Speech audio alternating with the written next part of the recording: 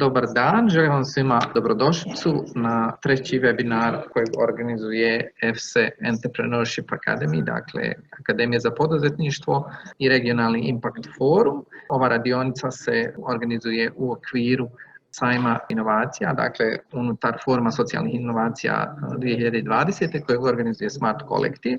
Ideja nam je da kroz ovaj webinar vam pokušamo malo pobliže objasniti neke pojmove unutar financija, s obzirom da mnogi od nas koji ili pomažemo firmama koje malim i srednjim i mikropreduzećima ili vodimo takva preduzeća, nismo uvijek najbolje informisani o tome šta se to dešava u financijama i šta bi bilo dobro pratiti, pogotovo ne u krizi.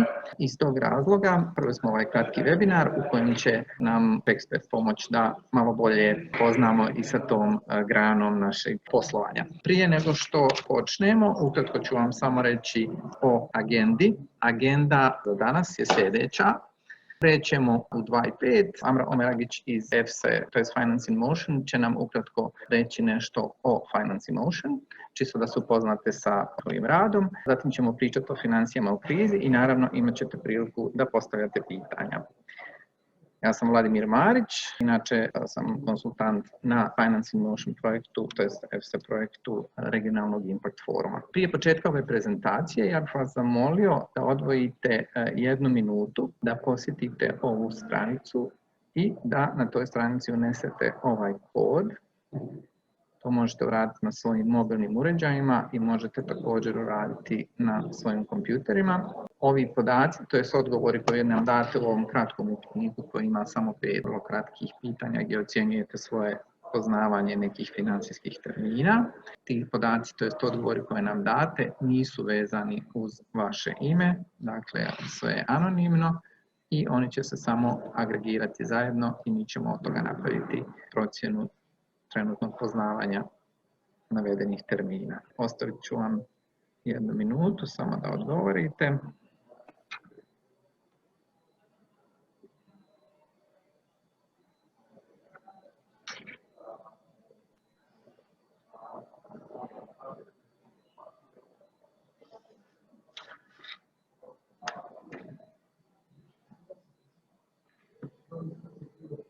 Super, ako neko nije uspio možete mi poslati poruku pa ću vam prepisati ponovo broj. Nastavljamo dalje. Dobrodošli će nam također poželjeti i Amra Omeragić, ona je Senior Investment Officer u Finance in Motion koji vodi financira cijeli ovaj projekt. Amra, predajem ti riječ. Hvala Vladimire. Ja sam pripremila kratku prezentaciju. Htjela bih sve da vas pozdravim u ime Europskog fonda za jugoistočnu Europu ili EFSE fonda. Moje ime je Amra Omeragić, radim za firmu Finance in Motion. Finance in Motion u stvari upravlja fondovima koji imaju impact i jedan od najvećih fondova sa kojima upravlja Finance in Motion je u stvari EFSE fond. Vidite ovdje Europski fond za jugoistočnu Europu u stvari šta radi je plasira kredite, tri glavne vrste kredita su krediti stambeni, krediti za ruralni razvoj i krediti za mikro i mala preduzeća. Isti krediti se plasiraju mikrokreditnim organizacijama i bankama kako bi oni dalje plasirali te kredite za razvoj. Ovo je stvari regija zemlje u kojima EFSE posluje. Uglavnom radi se o 17 zemalja, u 10 zemalja imamo urede. Ukupan trenutni portfolio EFSE fonda je 950 milijuna eura. EFSE fond, ovo što vidite ovdje su u stvari glavni investitori. Na lijevoj strani imamo agencije, javne agencije i donatore. Obzirom da se radi o privatno-javnom partnerstvu, sredini imamo međunarodne financijske institucije kao što su Europska razvojna banka, Europska investicijska banka ili evo ovi koji vidite ovdje. S desne strane imamo privatne investitore, znači oni svi skupa stoje iza EFSE fonda. Na narednom slajdu, Vladimire, htjela bi ukratko da kažem, jedna od naših glavnih inicijativa je u stvari Poduzetnička akademija EFSE fonda ili EFSE Entrepreneurship Academy i ona ima za cilj razvoj poduzetničkih ekosistema u ovim zemljama u kojima EFSE posluje. Tako da na ovom slajdu možemo vidjeti što je u stvari glavni cilj. Glavni cilj je, kao što sam rekla, razvoj poduzetničkih ekosistema, posebno razvoj kapaciteta lokalnih i regionalnih partnera koji se bave razvojem poduzetništva i poduzetnika, isto tako podrška startupima, društvenim poduzetnicima i onim poduzetnicima koji su u fazi razvoja njihovog biznisa. Ono što radi EFSA Poduzetnička akademija i podržava znači inkubatore, akceleratore i druge partnere kako bi svi skupa napravili jedan koristan ekosistem. I na ovom slajdu vidite partnere s kojima radimo i cilj je u stvari izgradnja njihovih kapaciteta kako bi oni bolje servisirali potrebe poduzetnika. To je otprilike to. Ako ima neki pitanja, možete mi se direktno obratiti. U suštini, od današnji forum ideja je da predstavimo upravljanje financijama u krizi za poduzetnike i to je ono u stvari što radimo evo kroz jednu seriju webinara gdje su naši partneri u stvari pokazali najviše interesovanja za ovu temu. Prošli put je bila digitalna transformacija kao broj 1 tema, broj 2 je to financijsko poslovanje. Tako da eto, nadam se da će vam koristiti ovo što će Sreten danas da prezentira. Toliko od mene, hvala. Super, hvala Amra. Naš gost danas, dakle gost predavač je Sreten Vranić. Sreten Vranić je, inače on će se svakako predstaviti malo više detalja, financijski ekspert koji će nam pomoći da razgovaramo upravo o financijama na nivou mikro, malih i srednjih preduzeća. I njegova prezentacija mislim da je fantastična, da će vam se svidjeti. Uzmite papir i olovku, možda neke stvari da zapišete. Sretene, predajem ti riječ. Hvala Vlado. Dobar dan svima i dobrodošli.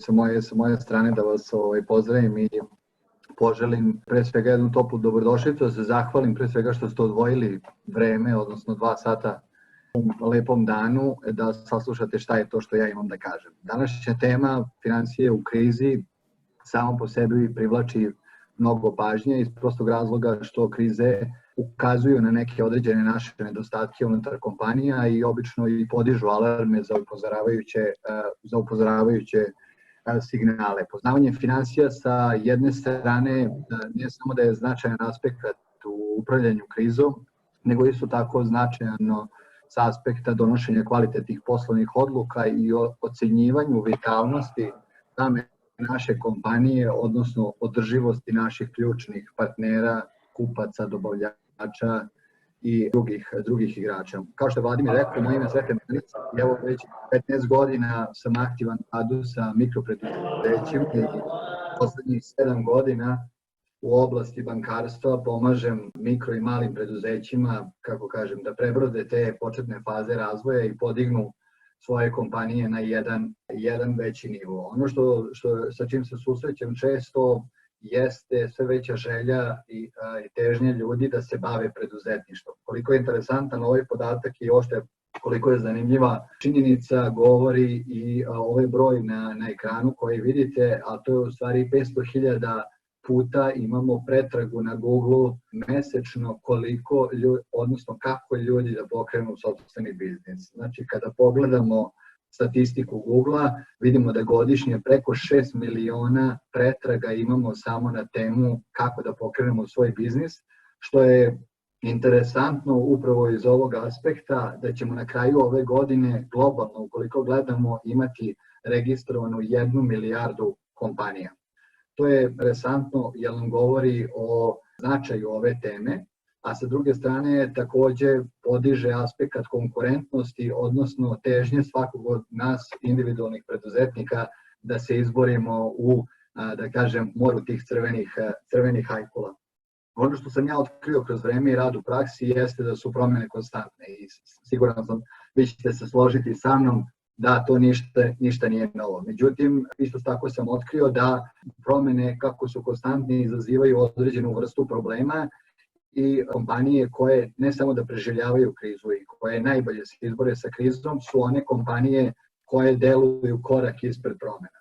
Znači, obzirom da je promena jedna nepoznata konstantna za koje nam treba vreme pre svega da donesemo odluku i da na kraju preuzmemo određenu akciju, jako je važno, a po tome su preduzetnici i poznati, da moramo da delujemo korak brže nego što se dešava nešto na tržištu. Istraživanja su pokazala, a i moj rad u praksi, da sve delatnosti imaju svoje predvidive poslovne cikluse. Šta to znači? Znači, sve delatnosti imaju fazu ekspanzije, imaju fazu stagnacije i imaju fazu recesije, odnosno blagog pada. Ukoliko posmatrate svoje delatnosti ili delatnosti koje su vam bliske u krugu prijatelja, članova porodice i tako dalje, koji se bave određenim stvarima, možete da primetite jedan interesantan fenomen. To je da sve delatnosti u proseku se nalaze u fazi ekspanzije 5 do 8 godina i najčešće nakon faze ekspanzije ide jedna faza stagnacije koja traje godinu dana i pad koji neminovno dolazi posle toga, koji je posljedica jednog prirodnog životnog ciklusa. Ono što je važno u ovim aspektima krize jeste da samostalno ocenimo gde se naša delatnost nalazi trenutno u ovom životnom ciklusu, odnosno krugu, i da vidimo i pokušamo da predvidimo šta je sledeći korak. Kako mi kao ljudi imamo kratkoročnu memoriju, obično se uvek iznenadimo kada dođu krize.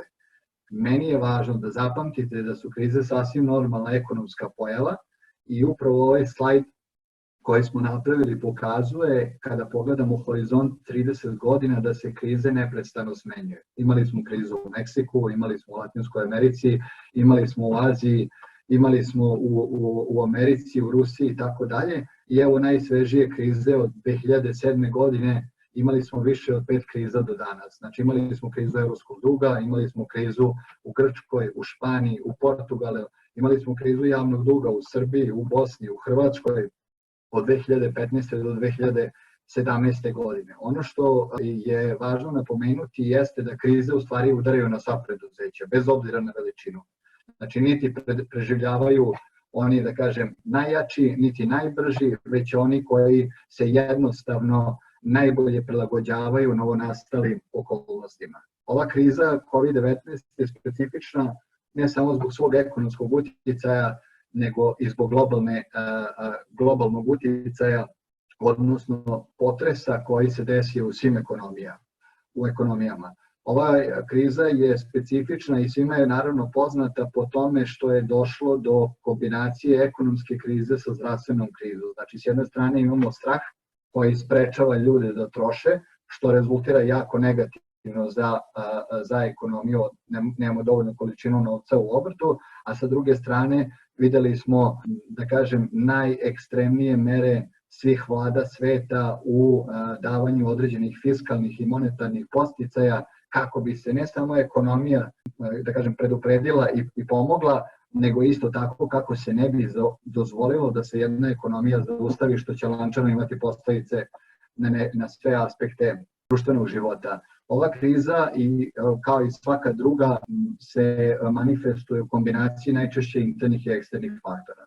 Iako većina preduzetnika misli da je problem u jednoj krizi samo u podsistemu prodaje ili finansije, najčešće krize rezultiraju kombinacijom tih faktora. Šta to znači? To znači jednostavno da kriza nije u jednom podsistemu i kako se mi nalazimo svi u tom lancu snabdevanja, isto tako za posljedicu ima da sve ono što se dešava kod naših kupaca, kod naših dobavljača se reflektuje pozitivno ili negativno na nas. Upravo u svetlu toga i moj prvi savjet vezano za ovo jeste usvajanje novog načina razmišljanja.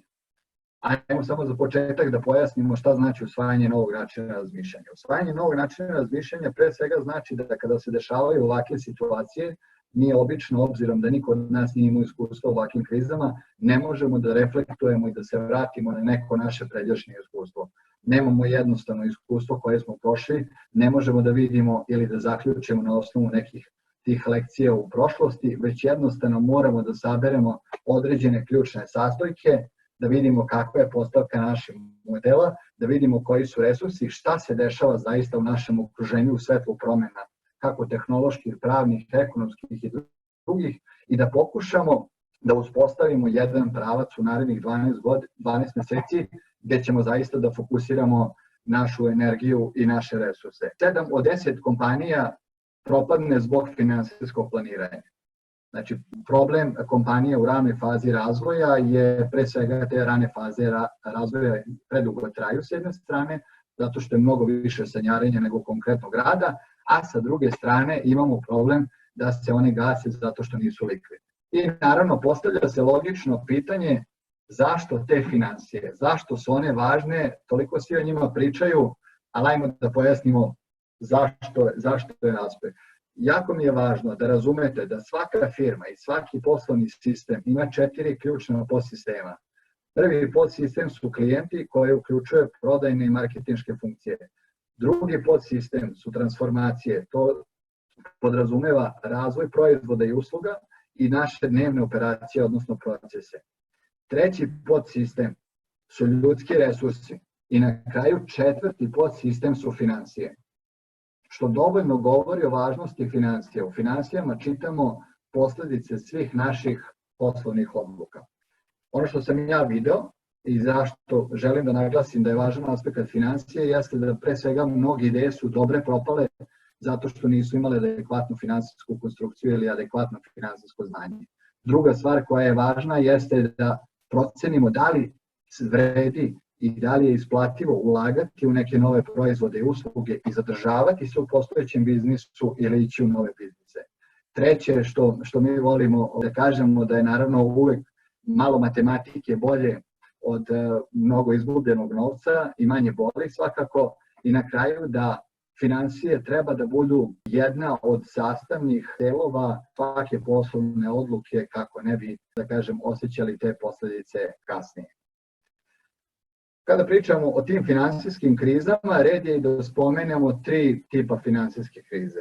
Znači ono po čemu se razlikuje i neki od vas su i slušali ovo predavanje, ali želim da ponovim, da finansijske krize se razlikuju po 2 parametra. Prvo je koliki vam daju manevarski prostor, znači koliko imate širinu da možete da rešite taj problem, a sa druge strane jeste vreme vaše reakcije. Znači da li smo pritisnuti da moramo da donesemo odluku za 10 dana, 15 dana, 3 meseca, 12 meseci i tako dalje, što dodatno, kažem, ukrupnjuje sposobnost donosioca odluke. Prva kriza, ja ću krenuti od dugoročne krize koje najčešće manifestuju kod velikih korporacija. To su takozvane strateške krize. Indikatori kako se oni prepoznaju su mnogobrojni, ali 4 najvažnija su sledeća. Znači gubitak tržišnog učešća, to primetimo na prvim analizama kvartalnim kada radimo.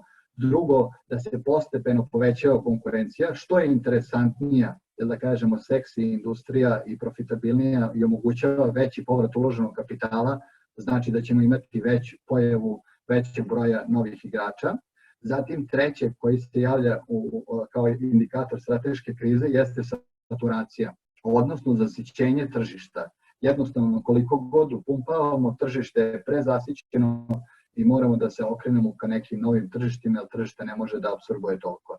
I na kraju četvrta, nedostajuća inovacija koju opet povezujem sa onim što sam rekao i na samom početku, kako su promene konstantne, tako je i inoviranje jedna konstantna pojava kako bi dobili tržišnu utakmicu, odnosno razlikovali se u odnosu na konkurenciju. Druga kriza je srednjoročna kriza i to je kriza rezultata. Kriza rezultata se manifestuje kroz ove navedene indikatore, ali najvažniji po meni i koji ćete prvo primetiti jeste pad prodaje, odnosno pad prodaje za više od 25%. To znači da se nešto ozbiljno dešava u jednom od naših podsistema.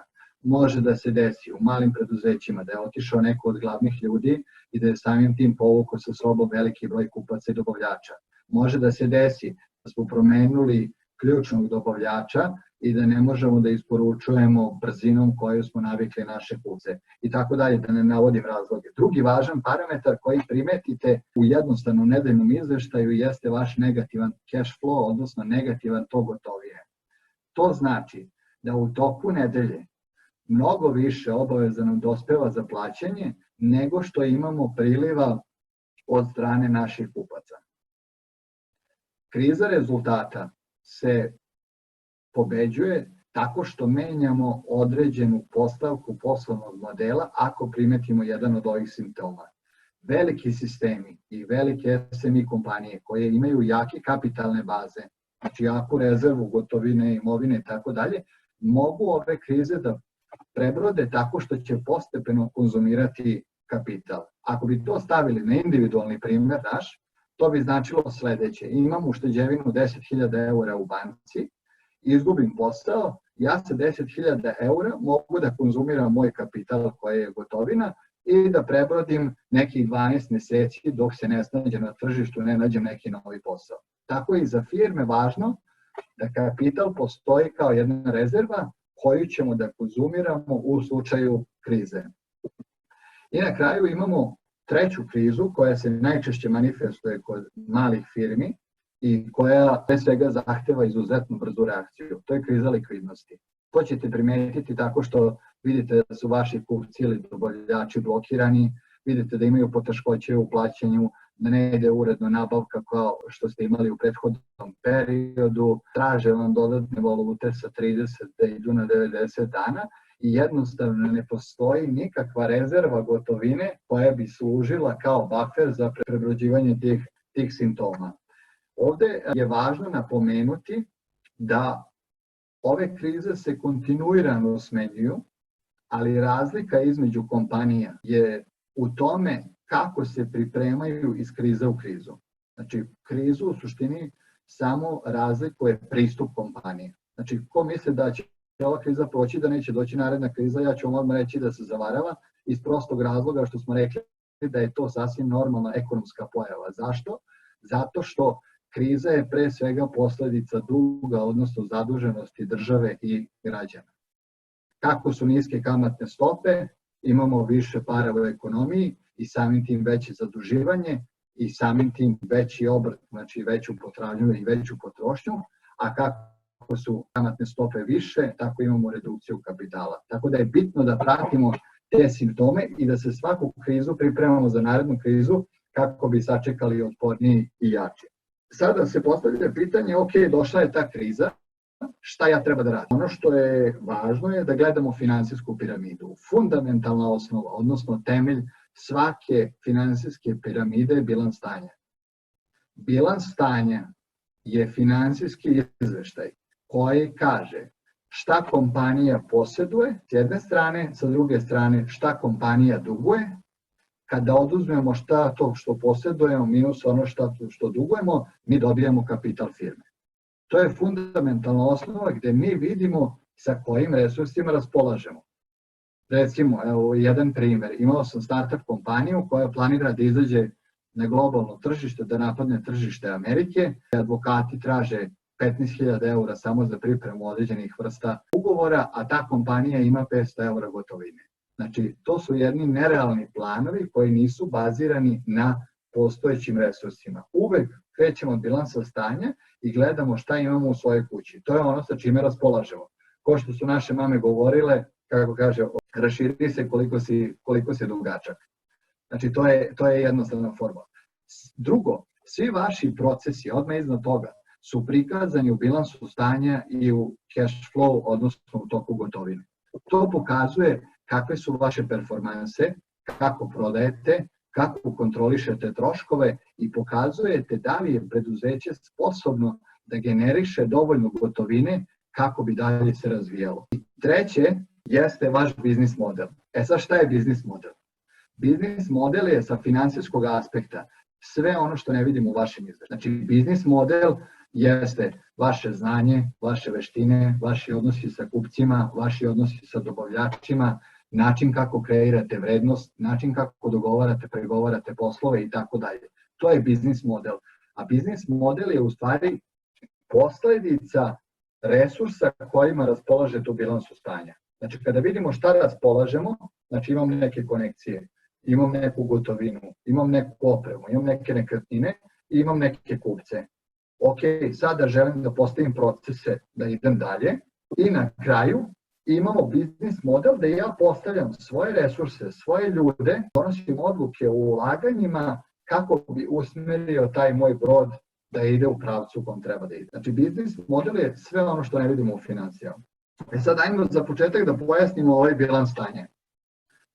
Ja ću vas zamoliti samo da pamtite jednu sliku. Pokušat ću da simplifikujem koliko god je moguće. Zaista finansije su izuzetno jednostavna grana, ali mislim da ljudi koji nisu ušli u to imaju otpor ka tome, ali stvari kad se shvati finansije su sasvim jednostavna logika koju mi svakodnevno sprovodimo u svojim životima. Bilans stanja ima aktivu i pasivu. Pravilo bilansa stanja jeste da je aktiva jednaka pasivu. Šta je aktiva? Aktiva je sva ona sredstva koja firma posjeduje, a pasiva nam govori odakle nam ta sredstva. Znači šta je izvor sredstava. Ako bi to preveli na lični primer, recimo, moja aktiva je stan u kojem živim i neku gotovinu koju imam u banci, a moja pasiva je imam prema banci duga 20.000 eura za stambeni kredit. Znači, to je odakle mi taj novac i jedan drugi deo sam finansirao iz sopstvenih sredstava. Znači, uvek kada gledate bilans stanja, aktiva nam govori šta sve kompanija posjeduje, a pasiva nam kaže odakle to kompanije, iz kojih izvora. Jesu to dali dobavljači, jesu to dali kreditori, znači banke ili neke druge finansijske institucije, ili smo mi to na kraju uzeli i uložili sopstveni kapital. I aktiva i pasiva se razlikuju po tome što imaju kratkoročna sredstva i dugoročna sredstva, odnosno kratkoročne obaveze i dugoročne obaveze. Razlika između onoga što imamo i onoga što dugujemo jeste naš kapital. Znači, imam stan koji vredi 25.000 eura, imam kola koja vrede 5.000 eura, to je 30.000 eura mi aktiva. Dužan sam banci 20.000 eura, moj stvaran kapital je 30 minus 20, 10.000 eura. To je zaista ono što je moje. Kako ja budem otplaćivao banci, tako će i moj kapital da se povećava. Sad zašto je to važno? Pomeramo se na treći nivo. Da vidimo ta kratkoročna sredstva aktive. Kratkoročna sredstva aktive su sve ono što brzo može da se konvertuje u novac. Znači, to su najlikvidniji oblici. To je gotovina, koja je najlikvidniji oblik, zatim zalihe i zatim potraživanje. Ovo troje zajedno se naziva obrtni kapital firme. Znači, gotovina plus zalihe plus potraživanja su obrtni kapital. Želim da zapamtite sledeće. Ovo je manje više isto. Zašto to kažem? Zato što je ovo u stvari novac koji samo menja oblik. Znači, u jednom momentu imamo novac, u drugom momentu smo mi kupili zalihe, kupili smo robu, otišlo nam je zalihe, u trećem momentu smo prodali, to nam je otišlo u potraživanje dok se naplatimo od kupca, čim nam on plati, nama to opet prelazi u gotovinu. Zato se i ovaj parametar gleda kod svake kompanije, jer je to najlikvidniji oblik imovine u kompaniji koji brzo možete da konvertujete. Znači, brzo možete da naplatite potraživanje, brzo možete da prodate potraživanje. Isto tako i sa zalihama. Gotovinu naravno ne možete da prodate, ali daje vam jaču pregovaračku moć i poziciju kada želite da dobijete povoljnije ili bolje uslove. Znači, to smo razjasnili. Aktiva, kratkoročna sredstva. Ajmo da vidimo dugoročna sredstva.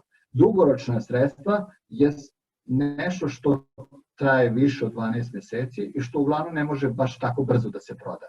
Znači, to su nekretnine, postrojenja, oprema, različite mašine, vozila, sve ono što kompanija zaista koristi. Kada gledate bilanse kod proizvodnih kompanija, ovde ćete naći najjaču postavku. Jer oni moraju da ulože u mašine, moraju da ulože u zgrade, moraju da ulože u većini slučajeva u taj proizvodni prostor i tako dalje, dok, na primjer, uslužne kompanije, recimo edukativni centri, ne moraju apsolutno ništa da imaju. Oni, njihov poslovni model funkcioniše po tome da mogu da iznajme prostore i da dođu i njihovo znanje poslovno. Sada, dolazimo na stranu pasive. Na strani pasive imamo kratkoročne obaveze i dugoročne obaveze. Znači, kada gledate bilans stanja nekog svog konkurenta ili firme za koju vi smatrate da je dobra, pogledajte koliko je ona dužna, pogledajte šta ima i onda ćete vidjeti zaista vrednost kompanije. Nekada s polja izgled može da nas zavara, ali financije nikad ne lažu jer vam kažu kako je stvarno stanje.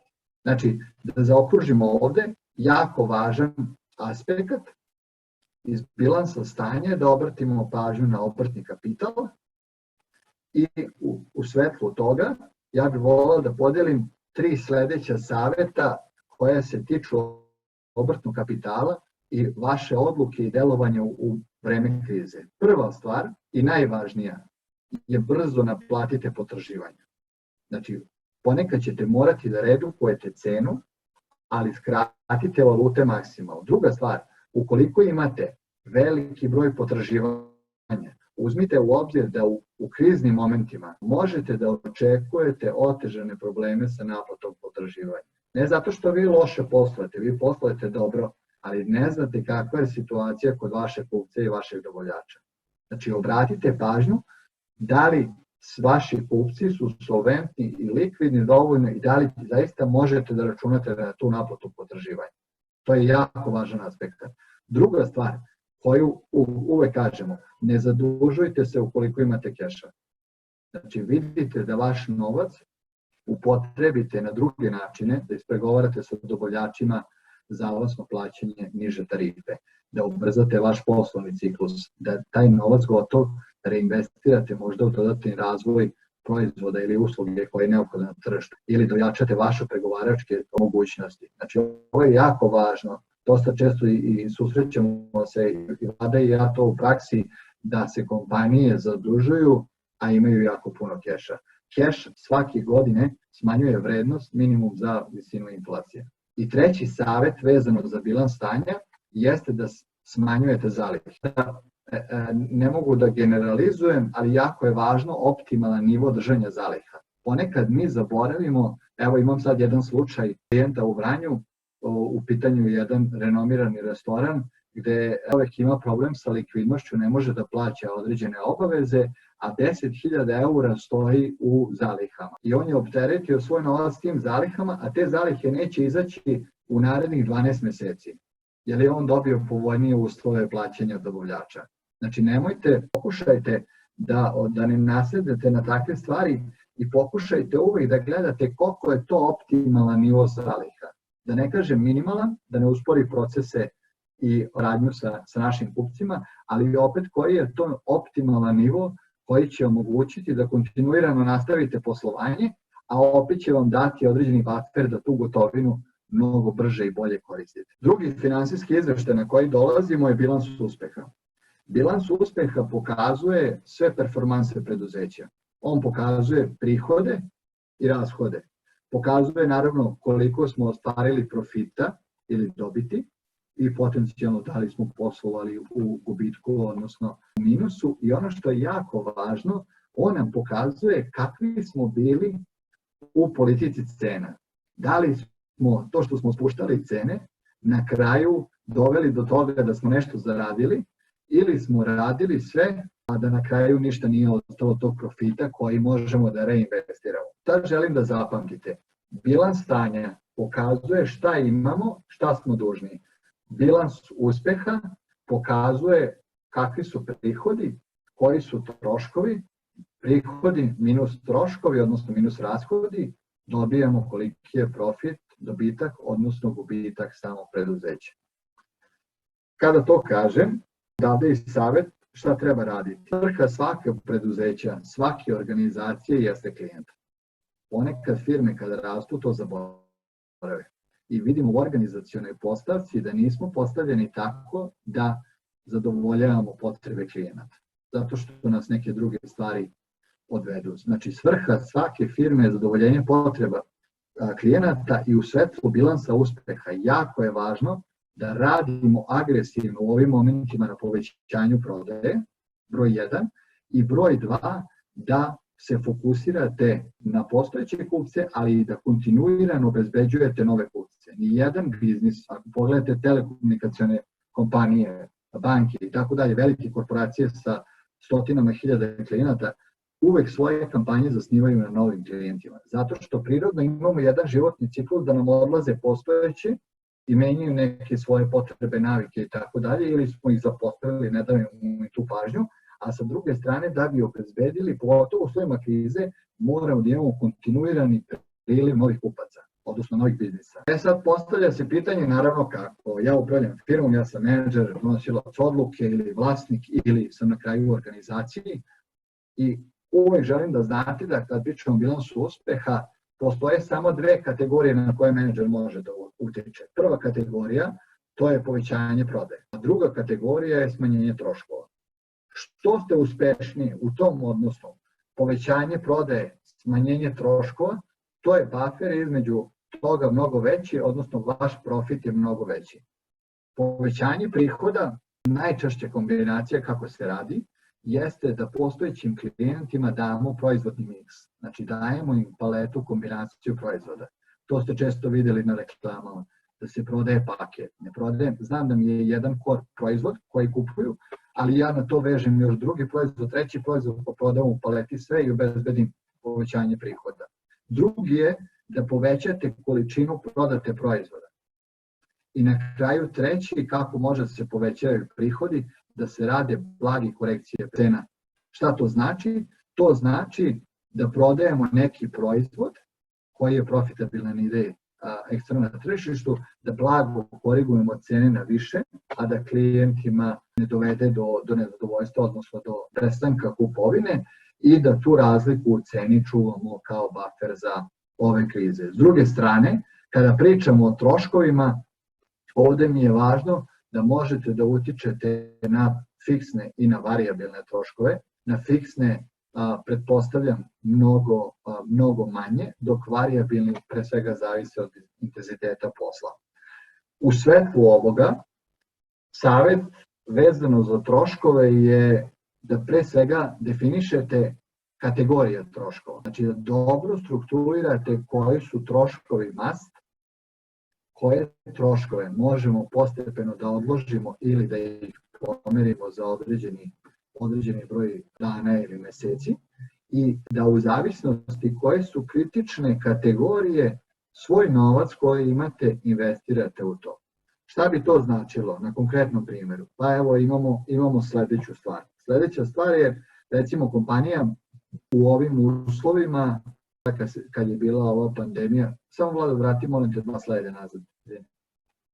Eto, u ovim uslovima pandemije kada je dobila državnu pomoć za sve zaposlene plus su omogućeni moratorijumi na kredite, mnoge kompanije su redukovale svoje troškove na određeni minimum, svoj poslovni model za tih 5 meseci iskoristili da revidiraju i da postepeno migriraju na određene online kanale kako bi smanjili troškove, jer su već vidjeli i očekivali da će im se drastično smanjiti prodaja. Neki biznisi su mnogo fleksibilniji na novonastale promjene, kao što su recimo biznisi koji mogu da lako ili brzo migriraju na online, dok su biznisi koji su fiksni jako teško prilagođavaju na ovu vrstu krize iz prostog razloga što ne mogu. Evo imamo jedan svež primjer što smo Vlada i ja baš spominjali, imali smo Airbnb, ima poznata platforma za iznajmljivanje stanova i Disney park, zabavni parkovi za decu. Disney je pretrpeo enormne gubitke, oko 3,5 milijarde eura samo za prva 3 kvartala ove godine, međutim, pokušali su da nadomeste prihode tako što su određene predstave za decu migrirali na online kanale i ponudili u novom paketu. Airbnb, koji je imao, da kažem, eksplodirao pre svega od međunarodnih putovanja, odnosno od međunarodnih turista, je morao da revidira svoj model i prilagodi ga u ovom momentu tako što je okrenuo se ka lokalnom turizmu. Znači, putovanje i turizam nisu stala u toj meri, ali se smanjilo na način da su se ljudi više okrenuli ka svojim lokalitetima. Znači, tako je Airbnb uspeo da spusti troškove održavanja tog marketplace-a platforme, a s druge strane da nadomesti prihode tako što je preokrenuo na domaće tržište. Treći najvažniji finansijski izveštaj je to gotovine. Šta je to gotovine? To gotovine je najvažniji izveštaj, jer on predstavlja u stvari sposobnost preduzeća da generiše gotovinu, odnosno da generiše prilive. Cash flow je dokument koji pokazuje koji su prilivi i koji su odlivi. Ne kažu džabe da je to krvotok. Znači to je jedno telo koje je kompanija, prilivi su taj krv krv koja ulazi u naš organizam i na kraju ta krv izlazi. Da bi telo naše funkcionisalo, neophodna je uvek određena doza krvi i isto tako cash flow funkcioniše. Znači neophodno je protok kontinuirani novca kako bi s jedne strane izmirivali obaveze koje imamo prema zaposlenima, dobavljačima i drugim učesnicima, dok sa druge strane neophodno je da imamo određenu gotovinu kako bi mogli dalje da se razvijamo. Cash flow služi za procenu više stvari. Prva stvar jeste sposobnost preduzeća da generiše dovoljno novca da može normalno da funkcioniše, znači da obavlja svakodnevne poslovne aktivnosti. Druga stvar jeste sposobnost preduzeća da obezbedi povrat na uloženi kapital svojim investitorima, odnosno ukoliko je zadužena kod banaka, sposobnost preduzeća da servisira redovno kreditne obaveze. I na kraju treća stvar vezana za cash flow jeste on pokazuje sposobnost preduzeća da raste i da se razvija. Znači, vlasnici, odnosno menadžeri raspolažu gotovim novcem i odlučuju da li će da akviziraju, da li će da razvijaju nove proizvode i usluge, da li će da ulažu u ljude, da li će da isplaćuju dividende svojim akcionarima i da li će na kraju da redukuju, odnosno vraćaju svoje dugove. Zato je cash flow jako bitan kako bi se ispratio tok novca u svakoj kompaniji. Nedostatak te gotovine u firmi ne samo da izaziva nezadovoljstvo vlasnika, nego izaziva nezadovoljstvo zaposlenih, jer nemamo redovne plate, izaziva nezadovoljstvo akcionara, jer ništa nisu dobili kao dividende, a uložili su u to preduzeće, i na kraju izaziva nezadovoljstvo i odsustvo mogućnosti budućeg rasta kompanije. Ako je taj cash flow negativan, mi nemamo baznu osnovu da rastemo dalje. Šta bi to značilo na našem ličnom primjeru? To je da moram da plaćam račune za stan, neku hranu, neko gorivo, autobusku kartu i to sve košta recimo 30.000 dinara mesečno, ali moja primanja su samo 20.000 dinara mesečno. Znači ja nemam dovoljno ni da pokrijem troškove, a ne mogu ni da se zadužim zato što nisam kreditno sposoban. A ne mogu ni da investiram u obrazovanje ili nešto novo što će mi generisati vrednost, jer zaista nemam otkuda. Stoga je važno uvek, i zato ovo je jedan od glavnih finansijskih izveštaja koje prate svi menadžeri i svi vlasnici zajedno sa investitorima, pokazuje sposobnost preduzeća da generiše kontinuirano novu vrednost. Evo ja ću ovdje da uradim jedan primer, zamolit ću Vladu samo da nam otvori Excel da pojednostavimo kako to jedan cash flow izgleda. Svi pričaju. Vlada, samo vrati se kratko, molim te, to na Excel stisni 2 puta. Možeš samo edituj prezentaciju, pa klikni 2 puta. Bravo. Evo jedan cash flow, 4 naredne nedelje planiramo šta ćemo da radimo. Molim te, Vlada, unesi nam u trenutno stanje gotovine na računu 100 eura imamo. Prvo gore sivo polje, gore. Imamo 100 eura. Prodaje i primljeni avans i prodali smo nešto te nedelje i došlo nam je 5 eura. Isto te nedelje smo naplatili neko potraživanje i leglo nam je 10 eura.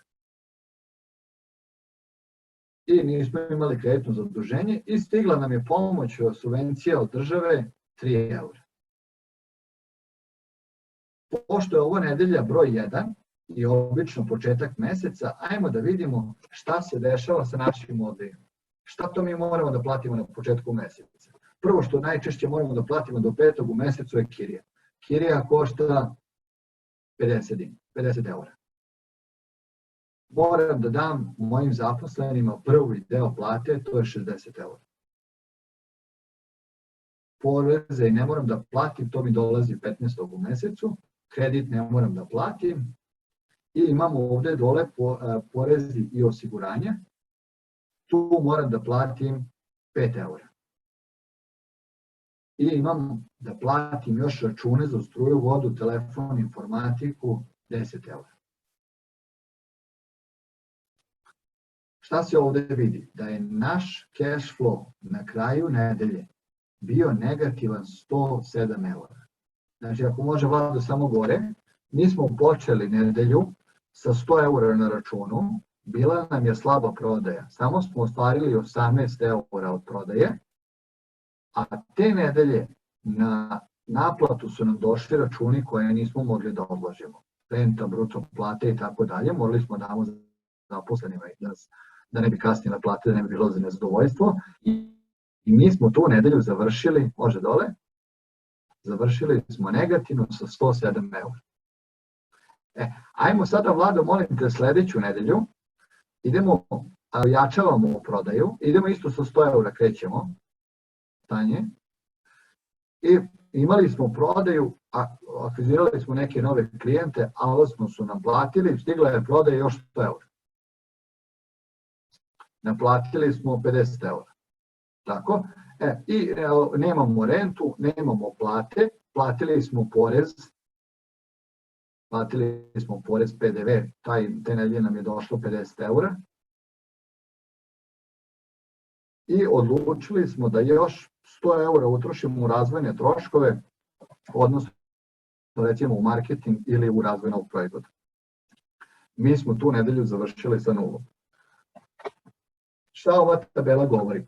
Ova tabela govori da u cash flow samo knjižimo ono što je ušlo na račun i ono što je izašlo. Znači samo priliv, samo odliv. I svake nedelje imamo jedan rani signalizator koji nam govori da li smo pozitivni, da li smo negativni. Ova situacija iz nedelje u nedelju se menja.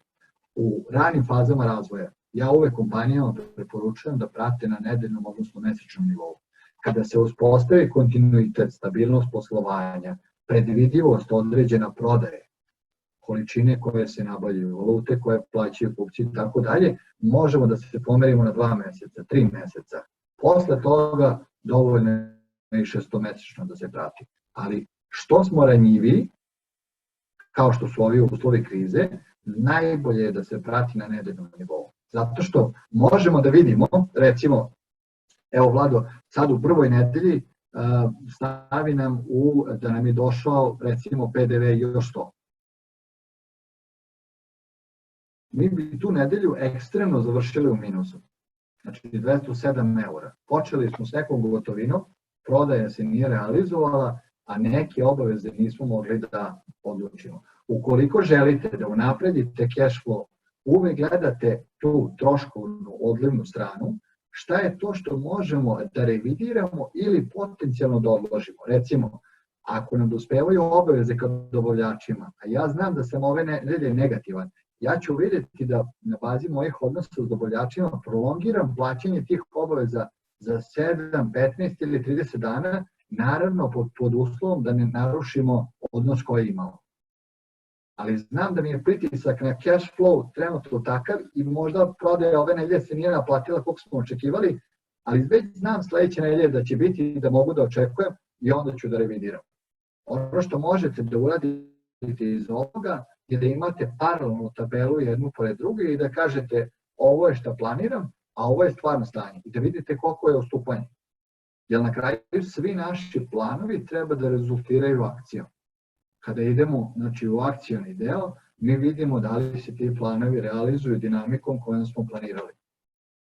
Znači, ponavljamo opet, bilans stanja kaže nam imovinu šta posjeduje firma, odakle je ta imovina, odakle je ta sredstva i da oduzmemo šta firma ima, minus šta firma duguje, dobijemo koliki je kapital firme. To je bilans stanja. Bilans uspeha nam pokazuje prihode i rashode i vi kao menadžeri i kao donosioci odluke jedino možete da utičete na te dve kategorije.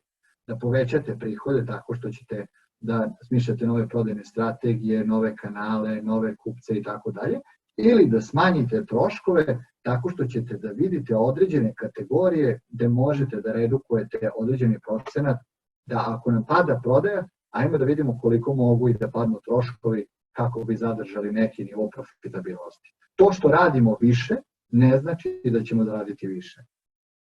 Znači, jako je važna politika cena i kako upotrebljavamo resurse i ovo ću vam reći, važno je jako pravilo da mi uvek imamo limitirane resurse. Ja ne poznajem kompaniju na svetu koja ima neograničen resurs. resurse u ljudima, resurse u tehnologiji, novac koji im je na raspolaganju i tako dalje, za investiranje, za rizikovanje i tako dalje. Znači uvek imamo jednu vrstu ograničenja. Zašto? Zato što nam to sužava fokus i uvek zato mi usmeravamo resurse ka određenim ciljevima koji treba da doprinesu boljoj poziciji kompanije. I na kraju da završim, znači rekli smo bilans stanja, prihodi, rashodi, razlika je profit i imamo treći taj finansijski izveštaj cash flow, zapamtite krvotog preduzeća koji kaže prilivi, to je ušlo na račun, odlivi, to je otišlo s računa. Znači tri važne stvari. Sad, ajmo da uzmemo jedan bazičan primer jedne promene poslovne transakcije koja prolazi kroz sva tri izveštaja. Da vidite zašto je važno. Prodali smo ovu čašu XY kupcu. I meni se to, ja sam fakturisao sa 100 eura. Od momenta kad sam fakturisao, u mom bilansu uspeha, meni se to knjiži kao prihod od prodaje. Mi nisu legle pare. Znači u bilansu uspeha meni stoji 100 eura. Ja sam prodao 100 eura. I zaista je tako. Međutim, para nema nigde. U cash flow meni se nije desio priliv, nego mi se samo desio odliv. Morao sam da platim zaposlene svoju platu, morao sam da platim neke fiksne troškove što sam potrošio, struju, vodu, kancelariju i tako dalje. A u bilansu stanja, pošto se nisam naplatio, meni stoji pozicija potraživanje da mi se to povećalo ka kupcu. Onog momenta kada ja naplatim ovu čašu 100 eura, u mom bilansu uspeha neće biti nikakve promene. U cash flow će biti priliv 100 eura, a u bilansu stanja, kako smo rekli, znači nemam više potraživanje, one će mi se prebaciti na cash, odnosno stanje gotovine na račun. I tako možete svaku vašu važnu, ključnu poslovnu odluku da vidite kako ona utiče na svaki vaš finansijski izveštaj. Šta nam to govori? Kada imamo problem sa likvidnošću, kada nam je neophodan novac, mi moramo da brinemo o cash flow. Odnosno, ako će mi neko dati 95 eura za ovu čašu i platiti mi odmah, a meni je to sad ključno, moram da platim i zaposlene, to i vidim da na nedeljnom nivou su negativan, ja ću to prodati. Ako ja imam dovoljno gotovine da mogu da izdržim mesec, 2 i tako dalje, onda ja lagano mogu da prodam i da čekam 30 ili 45 dana dok meni ne legne taj novac i to neće narušiti moju likvidnost. Najčešće ćete videti u praksi da kompanije pribegavaju strategiji korekcija cena kada imaju problem sa likvidnošću. Evo sad čuveni fenomen tržišta nekretnina. Onog momenta, sad pošto veliki investitori još uvijek nisu u krizi likvidnosti, onog momenta kada se javi kriza likvidnosti, imaćete primjenu strategije degradacije cene gde će drastično početi da pada cena kvadrata iz prostog razloga što oni ne mogu da finansiraju iz sopstvenih sredstava dalje razvoj nekretnina, odnosno građevine. I to su jedni od ključnih simptoma koje možete da prepoznate čak i kod vaših kupaca i dobavljača. Šta je važno, sa ovim savjetom polako želim da uđem u analizaciju cijele prezentacije. Finansijsko planiranje je itekako bitno. Ne samo sa aspekta da jednostavno vidimo koji su planovi prodaje, da ravnomerno rasporedimo planove na naše kupce, da vidimo troškove, da vidimo kakve imamo odnose sa dobavljačima i tako dalje, nego je važno isto sa aspekta da to usmerava brod u kom razmišljamo. Znači, 1000 puta su ljudi rekli da ono što zapišemo i ono što stavimo u papir ostaje u našoj trajnoj memoriji i samim tim omogućava veći fokus i veću akciju, odnosno delovanje na ono što smo isplanirali i zapisali. Vlada i ja zajedno nekako se slažemo, obzirom da imamo dosta iskustva u radu sa različitim kompanijama, da taj finansijski aspekt, finansijsko planiranje je vrlo značajan, ne samo u smislu planiranja prihoda i troškova, nego jednostavno u smislu odakle nam sva ta sredstva. Da li ćemo mi to zaista moći da ispunimo? Da li mi možemo da ispratimo recimo stopu rasta 50, 60, 70%? Znači, koliko je problem nekad kada kompanija propada, isto tako može biti veliki problem ako kompanija jako brzo raste. Zato što sve poslovne funkcije onda kasne i jednostavno imamo razjedinjenje unutar kompanije. Kada pričamo o izvorima finansiranja, pogotovo u ovim uslovima krize, ja ću ovde pobrojati 7. Prvo su lične investicije. To je vaša gotovina, vaš novac koji imamo u bankama, u slamaricama i tako dalje na računima kompanije, koji mi određujemo u ovim momentima šta ćemo da investiramo. Da li da kupimo, da li da razvijamo, da li novi proizvod ili usluga i tako dalje. Druga opcija i najčešće dostupna jesu bankarski krediti. Treća opcija dostupnih izvora finansiranja jeste venture capital. To su uglavnom investitori koji ulažu u rane faze razvoja kompanije i zauzvrat dobijaju određeni procenat kapitala, odnosno suvlasništva. Četvrti su biznis anđeli.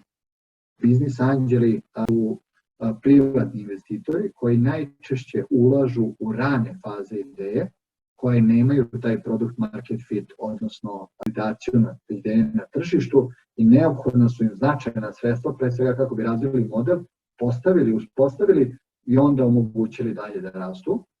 Sada i u narednom periodu uvek u doba krize su aktualni različiti državni programi podrške, znači koji su orijentisani na subvencije, davanje grantova, neke poreske olakšice. Ovdje vas uvek uhrabrujem da na nedeljnom nivou bar pratite šta se dešava na nivou vašeg lokaliteta, znači opštine, i da i takođe pratite najčešće Ministarstvo finansija ili Ministarstvo privrede koje objavljuje javne pozive za aktuelne državne programe.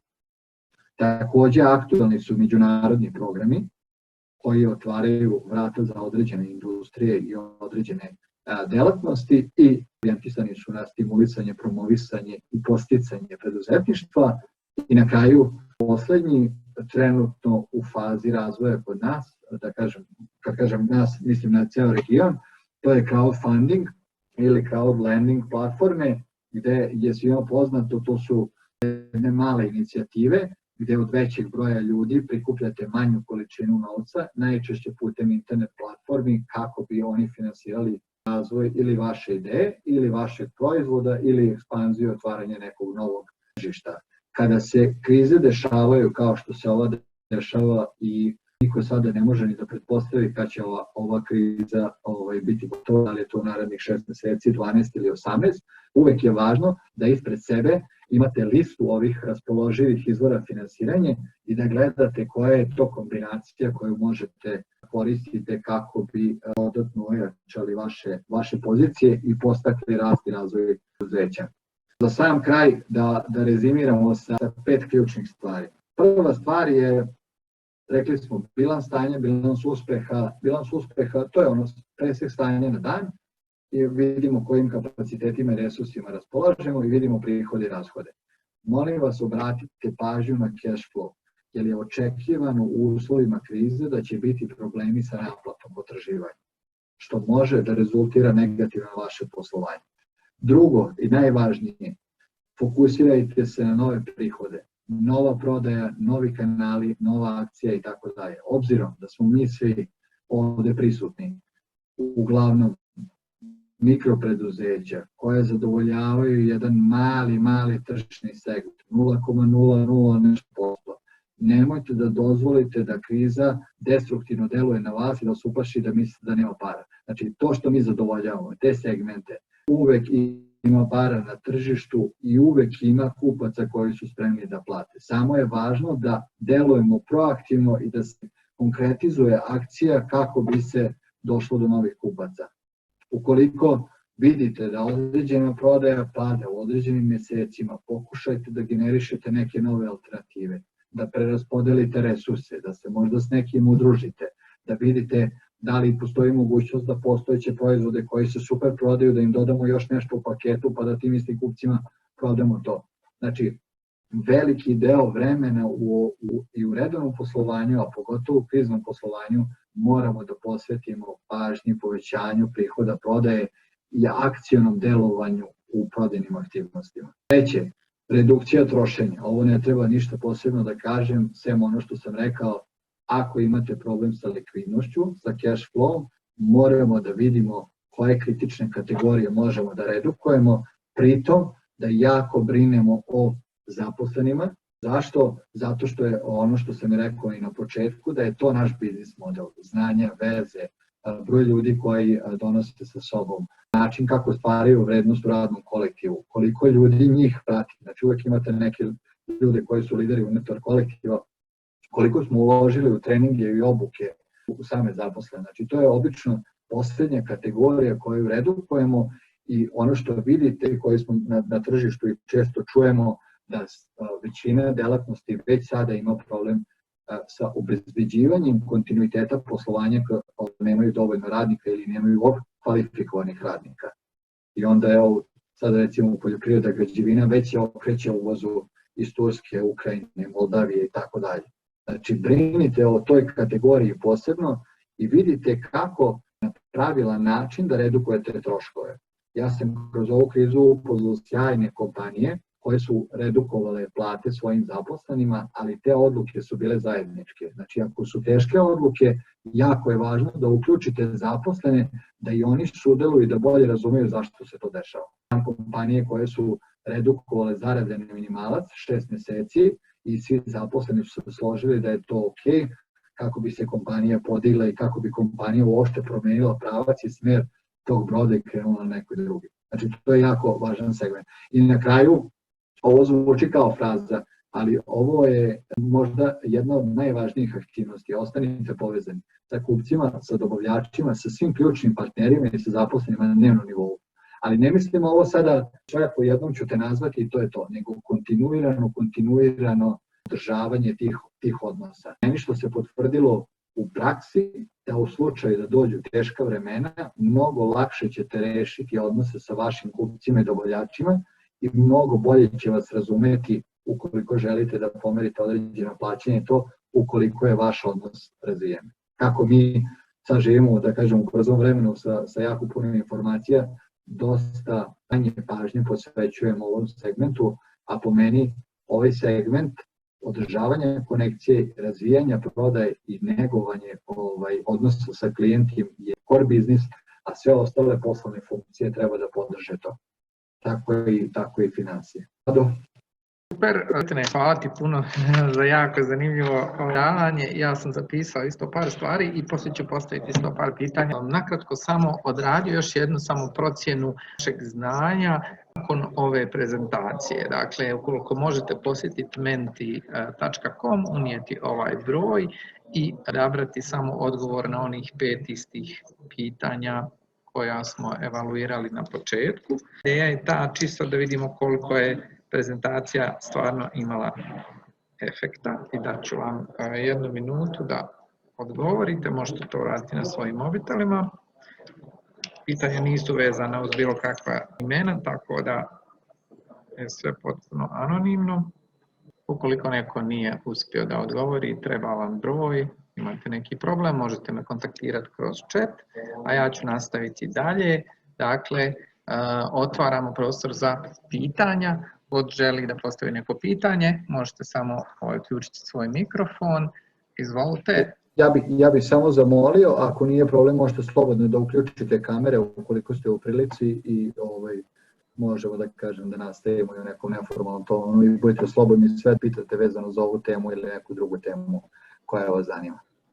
Da, neko pitanje, dakle, o bilanci stanja, bilanci uspjeha, flow, o tome kako možemo povećati prodaju i svim ostalim temama o kojima smo razgovarali danas. Evo, dok sačekamo prvo pitanje od naših učesnika, Sretana, jedno pitanje sa moje strane što mi je ostala misterija već duže vrijeme. Postoji li neka minimalna vrijednost kada nešto postaje dugoročno sredstvo? Dakle, upisujemo svoju bilancu stanja i želimo popisati ta dugoročna sredstva. Da li postoji neka vrijednost? Znam da je u Americi se priča o nekih $5.000, ali me zanima postoji li nešto kod nas, kako ga definisati? Amerika to ima propisano i to su US GAAP računovodstveni standardi, međutim kod nas računovodstvenim standardima IFRS 9 koji važe za cijelu Evropu nisu propisana minimalna sredstva, jer je to ostavljeno na preduzeću da samostalno odluči. Ono što ja mogu da kažem, da naše tržište razlikuje u odnosu na druga tržišta, jeste količina novca neophodna za pokretanje biznisa. Kod nas uglavnom možete da pokrenete biznis sa 10 eura osnivačkog kapitala ili sa 100 dinara, dok u većini zapadnih zemalja to nije moguće, odnosno mora da bude položen veći osnivački ulog kako bi se kompanija osnovala iz prostog razloga što oni na taj način, na neki, da kažem, čiste tržište, traže određenu žrtvu preduzetnika u inicijalnoj fazi kako bi pokazao svojim kapitalom da je spreman zaista da uđe u rizik i tu neizvesnost preduzetništva koje nosi. Nas ne postoji taj propisani minimum za vrednost dugoročnih sredstava, ali najčešće... Kako onda odlučujemo šta je dugoročno sredstvo? Evo recimo kupujemo laptop za firmu. Je li ono dugoročno sredstvo ili ne? Kako se odlučuje? Odlučuje se tako što je propisano u računovodstvenim standardima koji je životni vek tog sredstva. Ukoliko je životni vek duži od 12 meseci, onda ga knjižimo kao dugoročno sredstvo. Ukoliko je životni vek manji od 12 meseci, onda ga ne knjižimo kao dugoročno sredstvo. Eto, to je jedina podela. Tako da, I ono što je važno isto ovde napomenuti, a Vlado, hvala ti na tom pitanju, jeste stopa amortizacije, to je koliko... to me isto zanimalo, da. Kolika je ona u stvari, da li postoji neki propisani zakonski? Postoji propisani zakonski okvir koji je minimalan i koji sve firme moraju da primenjuju, recimo za nekretnine je 2,5% na godišnjem nivou, ali ukoliko želi kompanija da unapred amortizuje, recimo poslovne dobro i želi 30% da amortizuje, to isto može da uradi. Znači, nemamo ograničenje što se tiče veličine, imamo samo jedan postavljen minimalni bar koji moramo da ispoštujemo zbog zakona i regulative. Ok, super. Dobro, i da li postoji taj isti procenat, da li je definisan po različitim kategorijama ili samo za nekretnine? Taj je definisan po tim kategorijama i to se nalazi u kontnom okviru. Znači, kada pogledamo kontni okvir, to je nešto što knjigovođe vode, odnosno kako knjiže sve te transakcije, možemo da vidimo u zakoniku tačno koliko nam, recimo, nekretnine koje su stare 5 godina, vozilo koje je novo, nekretnina, izvodna oprema koju imamo u kompaniji, laptop, stolice i tako dalje. Znači, bukvalno sve postoji propisan računovodstveni standard koji treba da se poštuje. Hvala ti, Sretane, ne znam da li neko još ima neko pitanje. Budite slobodni da pitate sve što vas zanima. Ovo vam je prilika da pitate pravog eksperta, da. Ono što bi mene zanimalo, recimo, ako neko želi da odgovori, vrlo je važna tema jer u zadnje vrijeme primjećujem da to nije toliko slučaj. Da li pratite svoj cash flow u nekom fajlu? Ja razumijem da dosta vas, s obzirom na veličinu vašeg biznisa, imate uvid u svoj cash flow jer je to dosta lako uraditi u bankarstvu i tako dalje, internet bankarstvu, ali da li imate neki fajl u kojem imate projekciju svog cash flowa? Nema dobrovoljac, evo ja bih prozvao Avdu. Da, imao jedan biznis također, da. Iskustvo u poduzetništvu. Pozdrav, hvala Sretane, super tema i predavanje. A kad ste me već prozvali, kad već govorimo o cash flow, u suštini, dobro, normalno, svi biznisi, bar naši, svi vode i uveli smo to naše knjigovodstvo, da možemo baš da pratimo sve te stvari. Sad ono šta je, pitanje je u kontekstu cash flow, kad firme posluju likvidno ili nelikvidno, koji je nekakav period koliko firma može da bude nelikvidna, koliko mjeseci, ne znam, prije nego što se upali pa kažeš sad je firma u krizi ili firma još može nešto da se uradi. Rani signali su kada je već mjesec, 2, 3, a crveno je kada pređe 3 mjeseca.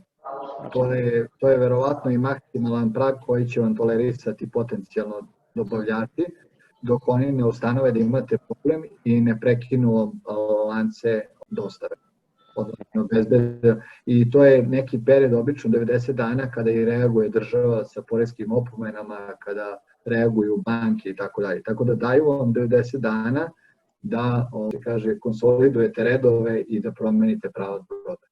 Ima ona opcija kad ljudi, kao likvidan si, pokrivaš obaveze prema dobavljačima, prema državi, ali ne isplaćuje se neto prema radnicima, Sad, onda jesu likvidan ili se zavaravaš, sad to je. Znate kako, opet u ranoj fazi, sve to normalno što nas uče u školama menadžmenta da nije normalno. Znači, normalno je da se radi 24 sata, normalno je da se radi 7 dana, normalno je 365 dana da ne ideš na odmor, zato što uspostavljaš jednu bebu koja na svaka 3 sata plače.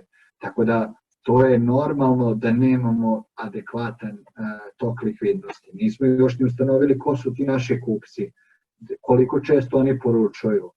Normalno je isto da ti dobavljači još nisu se navikli na nas, jer možda smo mi jedan od njih 20-30 koji kupuju od njih. Nemamo još tu dobru reputaciju.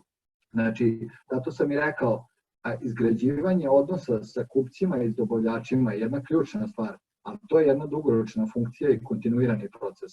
To je kao prijateljstvo. Potrebno je vreme prvo da se uspostavi, a onda je još više potrebno vreme i energije da se to kontinuirano održava. Ono gde firme pobeđuju u tim ranim fazama da se brzo kreću u razvoju jeste to što imaju dobre odnose sa kupcima i dobavljačima. Razumeju se, mogu da čekaju dobre valute, poručuju stalno novu robu, daju dobru preporuku za otvaranje novih kupaca i tako dalje. Znači, to su dve ključne vrednosti. Ono što sam ja primetio, uvezano za samu uvodu ovu celu temu, jeste da nekako preduzetništvo ljudi smatraju da je to, da kažem, malo seksi, zabavno, lagano i tako dalje, a to je ipak jedna adresna doza neizvesnosti u kontinuitetu prisutna. I ne postoji preduzetnik koji se rodio da ima sve veštine, da je dobar i u prodaju, marketingu, održavanju odnosa s kupcima, dobar u financijama i tako dalje. I najčešće ti preduzetnici u toj ranoj fazi treba da uzmu određeni rizik. Zašto je taj rizik bitan? Ovo sad posebno podvlačim. Zato što koliko ste uložili sopstvenih sredstava, to je vaša posvećenost veća. Ja sam viđao ljude koji su ulagali po 300-400 hiljada eura u osnivanje kompanije. Zamislite njihovu posvećenost i uporedite to sa čovekom koji uloži 100 dinara u osnivanje kompanije. To ne može da se poredi. Znači, što više damo sebe i ubedimo sebe da je to dobro, to mi više gazimo, to mi više stvaramo. I ključna stvar, sa ovim ću i završiti, a mislim da je važno za ovu temu, sve firme se rađaju u glavi osnivača. Znači, ne onog momenta kad je firma registrovana, da smo već rešili da idemo, nego one se javljaju ovde. I one su, kada ubedite sebe da je vaš proizvod, vaša usluga dobra i to, da vi onda možete da gazite na tržištu. Dok god imate dilemu, da li je to dobro, nije dobro i tako dalje, niste ubedili sebe. Čim ubedite sebe, ubedit ćete vi isto tako i kupce i dobavljača. To je jako, jako važna, da kažem, psihološka borba sa kojom se oni suočavaju najčešće. Zato što je mnogo lakše prodavati u nešto što verujete da je dobro. To je dugoročno, jedino održivo. Ovo ostalo je sve kratkoročno. To će biti jedan posao, jedna transakcija, zeznut ćete nekog, ali ne možete s tim da nastavite dalje. Baš tako, ja se isto slažem i evo već duže vrijeme u svim svojim predavanjima to naglašavam da postoji neki 10 koraka koji se moraju raditi uopšte prije početka same registracije firme, jer ako te korake ne napravimo, kao na primjer pronaći vjerne klijente, ljude koji kupuju od nas, napraviti dovoljne zalihe, testirati proizvod i tako dalje. Ukoliko to ne uradimo, sigurno nećemo opstati na tržištu. Hvala Abdo za pitanja. Neko ima još neko pitanje? Dino Božić, Heka Plus, DO, možemo li dobiti više informacija o programu banke za finansiranje startup kompanije? Naravno, u pitanju je program korak po korak i evo ja sam imao to čast i zadovoljstvo da postavim taj kompletno poslovni model Erste banke za finansiranje startup klijenata. Tada smo mi podržali već negde 250 klijenata u više od 50 različitih delatnosti. Program je specifičan po tome što pruža finansijsku i nefinansijsku podršku. Mi podržavamo firme koje posluju od 0 do 24 meseca, znači sve firme koje nemaju 2 zvanična finansijska izveštaja, odnosno nemaju pristup bankarskim uslugama nigde na tržištu Srbije. Procedura je sledeća, koraci. Popunjava se jedan biznis plan koji se može preuzeti na platformi korakpokorak.rs i onda eksperti iz mog odeljenja dolaze da obave razgovor sa vama. Znači, pričamo o biznis planu, pričamo o postavci, gledamo specifičnost industrije i gledamo realističnost tih planova i način sprovođenja i ukoliko nam se to sve svidi, maksimalno finansiranje je do 25.000 eura uz samo menice kao instrument obezbeđenja. Svaki korisnik kredita dobija besplatnu nefinansijsku podršku u vidu mentoringa koja traje 12 mjeseci besplatno i može da bira iz pula 50 ljudi različite ekspertize koje mu pomažu da podigne svoj biznis na sledeću lestvicu. Eto, ukratko, sad nadam se da sam odgovorio na to. Super, hvala puno na pitanju i sretni na odgovoru. Možda još neko pitanje u vezi financija. Jedinstvena prilika da dobijete besplatan consulting na ovu temu, što se danas inače dosta, da kažem, skupo plaća. Ukoliko imate svoju firmu, nemamo pitanja, ok.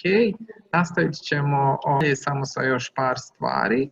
Dakle, Regional Impact Forum sve ove akademije za poduzetnike u biti želi čuti od vas ukoliko imate neke teme koje su vam jako zanimljive, koje biste željeli čuti dalje, biste željeli da pozovemo zanimljive gost-predavače koji imaju iskustva na tu temu. Tog razloga bi vas zamolili da ovu email adresu koju sad vidite na ekranu pošaljete svoje prijedloge. Će nam veliko zadovoljstvo da pokušamo odgovoriti na vašu potrebu. Adresa je a.omeragic@finance-in-motion.com. I danas ćete dobiti na svoju email adresu da popunite još jedan upitnik u kojem vas kratko samo pitamo o tome kako je prošao ovaj webinar. To ćete dobiti na e-mail, ukoliko imate priliku već sada da otvorite ovu adresu, možete također popuniti odgovore u svom browseru ili na telefonu. To bi bilo sve od nas. Hvala vam puno. Zahvaljujem se Sretenu na njegovom današnjem gostovanju i vrlo zanimljivoj prezentaciji. Će nam veliko zadovoljstvo, Sretene, da te vidimo opet nekad da nam gostuješ. A za sve ostale korisnike, hvala vam na odvojenom vremenu. Hvala vam sve najbolje, ugodan vikend i da nam se javite putem e-maila sa novim idejama. Hvala puno isto i sa moje strane i još jednom što ste odvojili vreme i hvala na pažnji. Budite slobodni da me kontaktirate ako se jave neka dodatna pitanja i ako je potrebna neka dodatna pomoć. Hvala i čujemo se. Hvala puno, Sretene, svima. Pozdrav. Pozdrav. Hvala, čao.